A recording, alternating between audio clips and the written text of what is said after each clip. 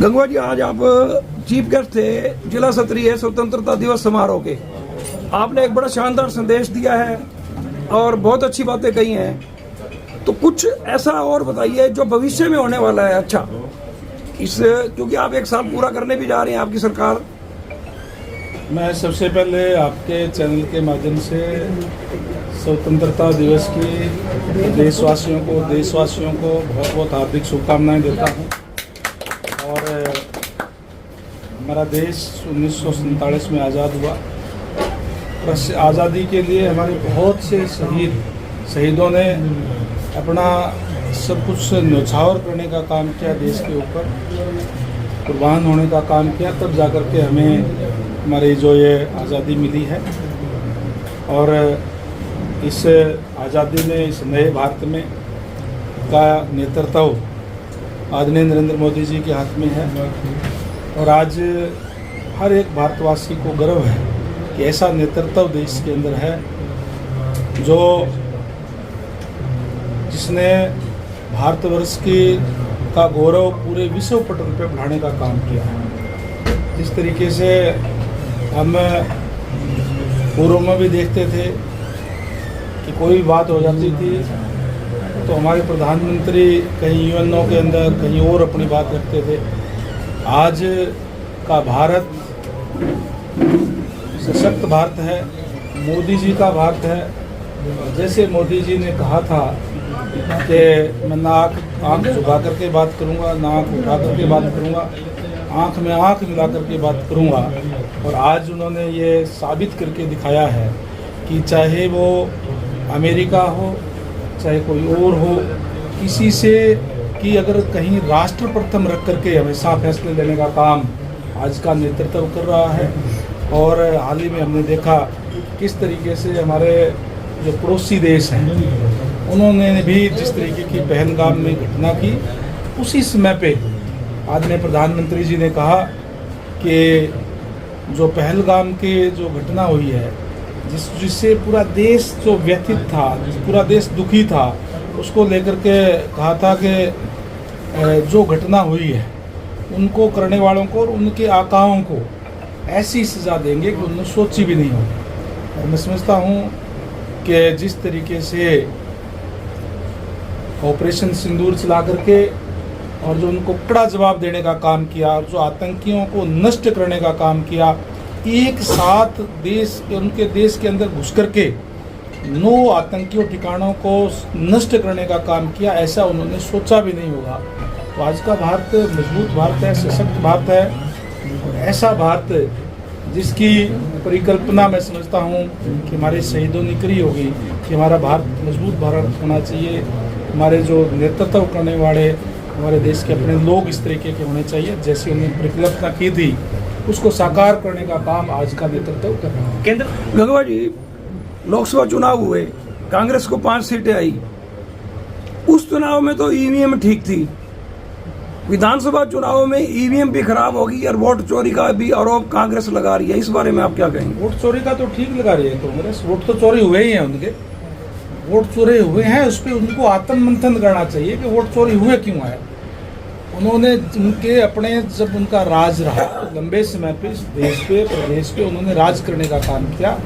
उस समय जो उनके कारनामे रहे, उस समय के उनके जो कार्यकलाप रहे और उनकी वजह से उनके आज जो वोट है, जो उनका वोट बैंक था, विशेष रूप से ओबीसी है, दलित है, पिछड़ा हुआ है, जो एक मुश्त होकर के उनको वोट देता था। और वो ये कहते थे कि कांग्रेस का हाथ गरीब के साथ, जब सत्ता में बैठ जाते थे फिर उनको गरीब दिखाई नहीं देता था।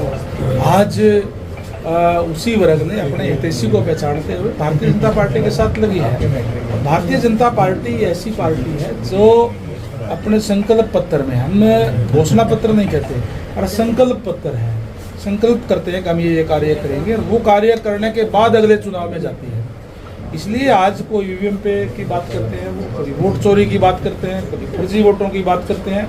वो इसलिए करते हैं कि उनको पता है कि आने वाले चुनाव के अंदर फिर हार होगी और उसका बहाना हम क्या बनाएं, वो बहाना बनाने के लिए वो पहले इस चुनाव से पहले इस टाइप की बातें वो करते हैं। अभी मुख्यमंत्री नायब सैनी का एक वीडियो वायरल हुआ है, बीजेपी की तरफ से जारी किया गया है।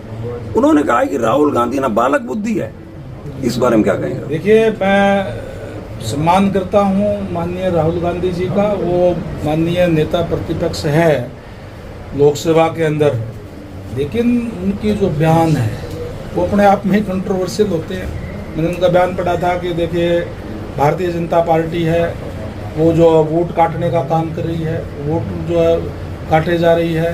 कभी वो कहते हैं कि फर्जी वोट बने हुए हैं। अरे भाई, कहीं फर्जी वोट बन गए वो काट रहे हैं तो फिर क्या गलत है, वो अपना आप ही बताने का काम करें। और वो कभी जो है वो इलेक्शन कमीशन के ऊपर उंगली उठाने का काम करते बयान देते हैं। इलेक्शन कमीशन हमारी संविधान के तहत ही एक इंडिपेंडेंट एजेंसी है, तो सर्वे के आधार पे वोट बनाती भी है, काटती भी है। जो 18 साल के हमारे युवक युवती होते हैं उनके वोट बनाए जाते हैं। और जो किसी ने मान लो यहाँ फतेहाबाद आज हम बैठे हुए हैं, फतेहाबाद से कोई हिसार रहने लग गया और वहाँ उसने वोट बना दिया, तो यहाँ के वोट काटे जाते हैं, वो सर्वे किया जाता है। किसी की डेथ होगी उसके भी वोट काटे जाते हैं। उसका एक अपना काम है, इंडिपेंडेंट एजेंसी वो है, उसके ऊपर भी वो आज उंगली उठाने का काम कर रहे हैं। जहाँ जब वो जीत जाते हैं तो ईवीएम ठीक होती है, कहीं वो हार गए तो ईवीएम खराब हो जाती है। तो इस तरीके के बयान वो देख रहे हैं, जिससे मैं समझता हूँ कि लोगों के अंदर हंसी का पात्र खुद ही बढ़ जाते हैं। आपने पीडब्ल्यूडी मिनिस्टर हैं हरियाणा के, तो आपके वर्तमान कार्यकाल की अब तक क्या उपलब्धियां मानते हैं आप? देखिए, हमने डिपार्टमेंट संभालते ही मैंने सबसे पहले ये कहा कि हम क्वालिटी के साथ काम करेंगे, डिपार्टमेंट की छवि सुधारने का काम करेंगे, भ्रष्टाचार को कतई बर्दाश्त नहीं करेंगे और हमें अच्छा इंफ्रास्ट्रक्चर प्रदेश के लोगों को देने का काम करेंगे। हमारा जो पीडब्ल्यूडी विभाग है 30,664 किलोमीटर जो रोड है उसका रखरखाव करने का काम करता है, नेशनल हाईवे को छोड़ करके। और उसमें से हमारा जो अभी हमने 15,000 किलोमीटर पे, जिस तरीके से माननीय हमारे मुख्यमंत्री महोदय ने विधानसभा के अंदर कहा था कि हम 30 जून तक सारे पैचवर्क करने का काम, ठीक लगाने का काम करेंगे, हमने 15,000 किलोमीटर पे जो डीएलपी पीरियड के अंदर थी, जिन एजेंसीज ने काम किया उनसे ही वो पैचवर्क लगवाने का काम किया। जिस एजेंसी ने पैचवर्क नहीं लगाया, टोटल 15,000 किलोमीटर में से 127 किलोमीटर पे उस एजेंसी ने काम नहीं किया, उन पे हमने उनकी बीजी कैश करवा करके डिपार्टमेंट की तरफ से पैचवर्क लगवाए। 5,000 किलोमीटर पे हमारे ऑलरेडी ऑनगोइंग काम थे, जिस पे काम चल रहे थे।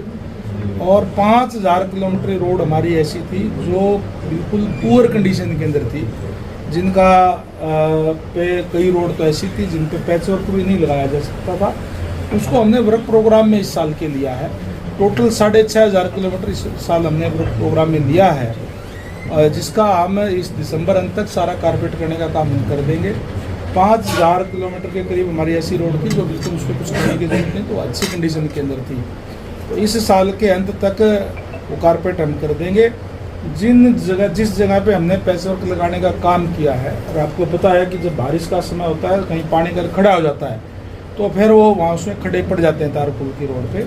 हमने डिपार्टमेंट को अलर्ट किया हुआ है कि बारिश के समय भी अगर कोई रोड टूट जाती है तो तुरंत जेसीबी वगैरह से उसमें मिट्टी विट्टी भरा करके, ताकि लोगों को दिक्कत ना आए। और इस बारिश के समय के तुरंत बाद में हम उसको पैचवर्क उसका भी करवाने का काम जो हम करेंगे। ये तो हमारा जो है पीडब्ल्यूडी का जो जिस तरीके का हमने जो खाका जो बनाया हुआ है वो मैंने आपको सामने